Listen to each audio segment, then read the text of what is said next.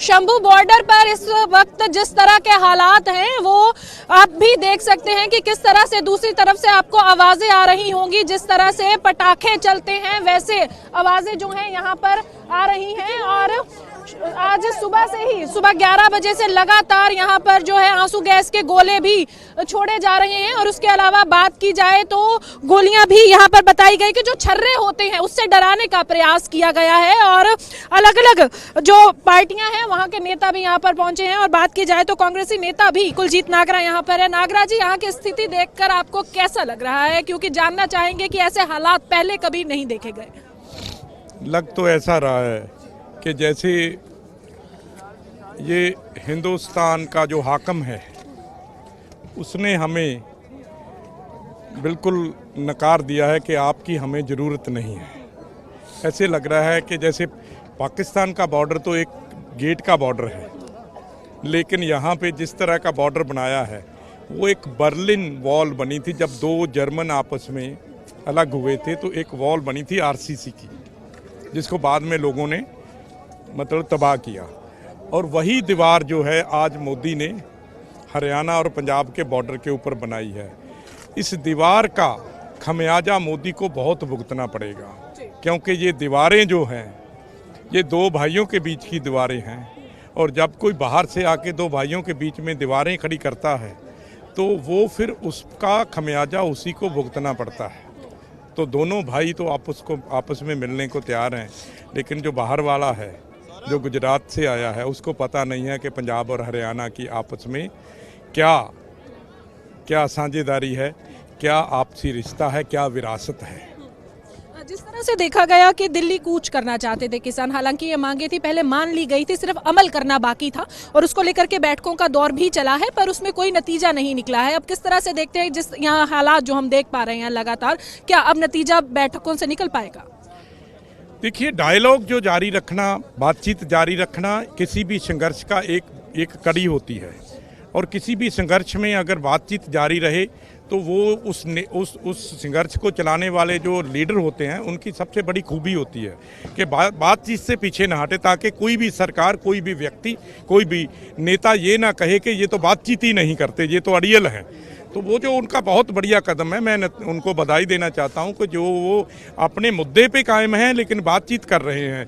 लेकिन जो वादा खिलाफी मोदी और मोदी की सरकार ने की है, वो वादा खिलाफी कहीं ना कहीं जो है वो सबको ये मतलब दर्द दे रही है कि एक प्रधानमंत्री भी अपने वादे से मुकर सकता है। एक तो वादे वो किए जो उन्होंने जब 1 साल का संघर्ष किया तो उसके बाद मांगे मानी।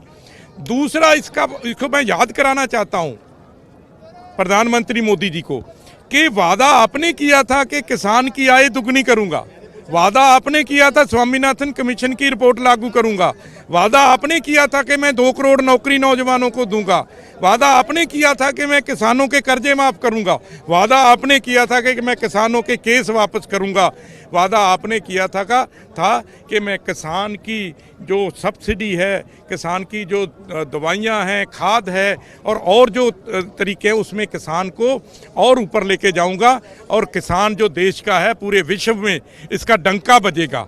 तो आप तो सभी वादों से मुकर गए हो। आपको अंबानी और अडानी के बिना कुछ नज़र ही नहीं आता। आपको नज़र नहीं आते ये किसान जिन्होंने देश के अनाज का भंडार भरा, जो देश अमेरिका और ऑस्ट्रेलिया के सामने हाथ में ठूठा लेके खड़ा होता था, वो देश आज कहाँ है? आज देश के पास 4-5 साल का अनाज पहले से जमा है, किसने दिया है? फिर जब देश की सरहदों पे ज़रूरत पड़ी नौजवानों की तो इन्होंने अपने बेटों को सरहदों पे शहीद करवाया। यही किसान और मजदूर है। कौन है? तो आप अगर इनके साथ ये व्यवहार करोगे तो ये आपको माफ़ नहीं करेंगे। पूरे देश का किसान और मजदूर आपके खिलाफ होगा और आपको इसका खमियाजा भुगतना पड़ेगा। सवाल मैं आपसे लूंगी, हालांकि पंजाब सरकार की तरफ से किसानों को नहीं रोका गया दिल्ली जाने की तरफ, पर जिस तरह से देखा गया कि पंजाब और हरियाणा बॉर्डर को इस तरह से सील किया गया, लंबी बैरिकेडिंग की गई, उसके बाद से लगातार आंसू गैस के गोले छोड़े जा रहे हैं और छर्रों का प्रयोग किया जा रहा है, रबड़ गोलियों का प्रयोग किया जा रहा है, पर उस पर अभी तक कोई प्रतिक्रिया नहीं आई है। इसे किस तरह से देखते हैं? देखिए, पंजाब की सरकार किस बना पे रोकेगी?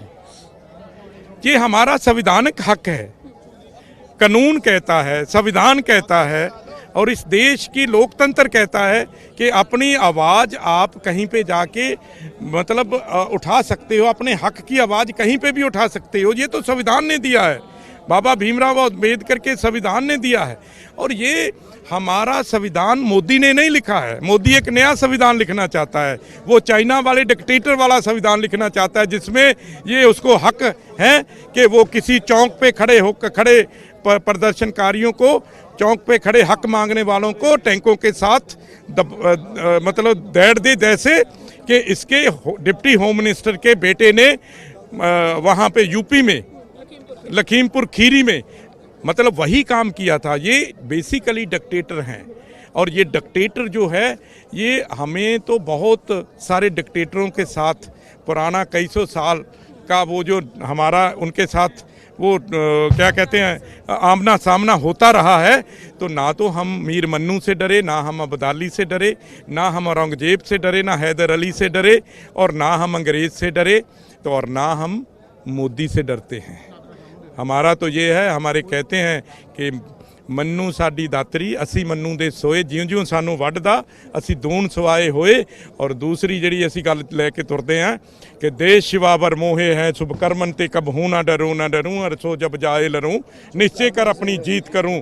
सो इस करके ये जिहड़ा इन्हां दे दिमाग 'च भुलेखा आ, कोई होर प्रदेश होऊगा तुहाडे तो डरन वाला, ना हरियाणा डरे ना पंजाब डरे। तो ये थे हमारे साथ कांग्रेसी नेता कुलजीत नागरा, जो कि आज पहुंचे हैं शंभू बॉर्डर पर, और यहाँ के जो हालात हैं उनका जायजा भी इन्होंने लिया है।